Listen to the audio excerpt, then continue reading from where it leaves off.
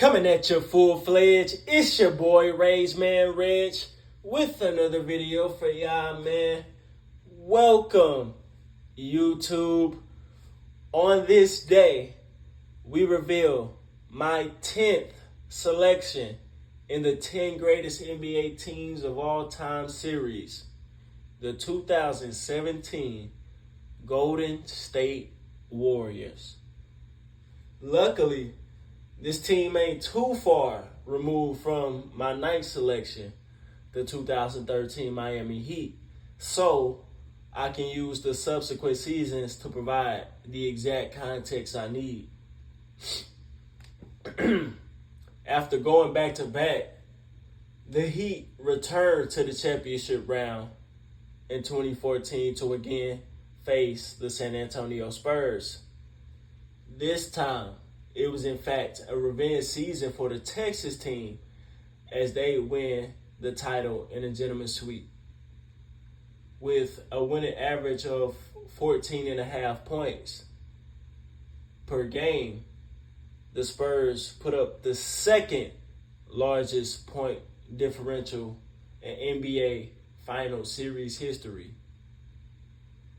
The loss marked the end of the Big Three in Miami as the availability of Chris Bosh the next 2 years dwindled. Of course, he didn't play and ultimately retired this 2016-17 season we're talking about due to a blood clot in his foot. As it relates to the Flash Dwayne Wade, while he had a couple of more all-star caliber seasons in him, Bosh as well, he made 2 more and missed, of course, again, his final year in his career. He was feeling the brunt of those deep playoff runs, going all the way back to the 2011 postseason. King James, on the other hand, sought after greener pastures. As said before, LeBron experienced his college years in South Beach, and after he wanted to apply that blueprint combined with his Legion moniker back home in Cleveland. At this time, Cleveland had the first pick of the 2011 draft, Kyrie Irving, for 3 years, and I'm sure he was ready to make some playoff noise. Remember, throughout Kyrie's first 3 years in the land, he had 2 different coaches, Byron Scott in the first 2 and Mike Brown in the third. The highest amount of wins they reached in that period was 33 in 2014. They never advanced to the playoffs solely with Irving. During his time with the Minnesota Timberwolves, Kevin Love did nearly take them out of the dark days. In those 6 years, the lowest record they set was 15-67 in 2010. Minnesota was, however, just 2 games shy from a 500 record his very last season in the city. It's pretty wild. Knowing that LeBron James hasn't really developed any young guys through the history of his career, looking back at it, it does make sense he didn't gamble with teaming with soon-to-be draft pick Andrew Wiggins.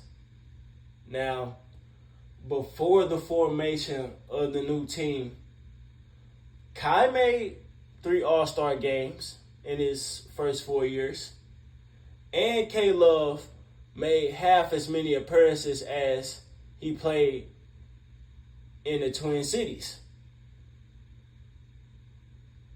6 years, 3 appearances. So yes, with a team consisting of 3 perennial All-Stars, the mid-2010 Cavaliers were indeed a super team. The new Big Three made a 20-game improvement the regular season and made the NBA Finals pretty convincingly, making it all the way to the title round as favorites, even losing Love to a dislocated shoulder in the first. 2 out of the Big Three were hurt. Sorry. Sinus is messing with me. Kyrie shattered his kneecap in game 1. And given these details, I still, to this day, think the Cavs were upset. Because 2 reasons. First, the L Train had a bad series, averaging nearly a triple-double. Bron shot 39.8% from the field, 31% from the arc, and 68.7% from the charity stripe. And I'm going to digress real quick. That 2015 Golden State Warrior championship team don't get enough credit for how good they were. Because I did some research, and when it comes to highest point differentials in the final series, that team is in the top 20. So the reason for me to digress, it wasn't say it's safe to say he was stat padded. And it wasn't only that though. I said it before and I will say it again. Nobody outside diehard Warrior fans saw them winning 67 games, let alone the chip. And even then, I still think it's cap if you said they were winning a chip that year. Even then, because I remember Curry buzz growing at that time. I remember some of my friends and the people I was hanging with at that time really rocking with Curry. But I ain't never heard any of them saying he was going to win a chip in the future, let alone 2-3 years after we were talking about him. So, yeah. That's cap. That's cap. Yeah, that's cap. In 2016, there'd be no surprises as the sequence to their first series kicked off. Just like the previous year, the super team Cavaliers, who one would think would have the best record in the league, didn't. The land only made a 4-game improvement. The now defunct Oracle Arena on the other end was rocking. They improved 6 games to set the all-time wins record in NBA history with 73 wins and 9 losses. Superstar point guard Steph Curry also made some history individually. After the second quickest MVP campaign, the chef revolutionized the game, averaging 30.1 points per game. Curry became the first and only player to have a 50-40-90 season, marking at least 30 a game. He made 6.7 assists and 5.8 rebounds while leading the league in steals with 2.1 as well to take home the first and again only unanimous MVP award. In the finals, everything that could have went wrong for the Warriors did go wrong as the derailment of their title hopes began when they went up 3-1. First, you had the controversial suspension of Draymond Green in Game 5, center Andrew Bogut getting hurt, then Bron and Kyrie scoring 41 each in Game 6.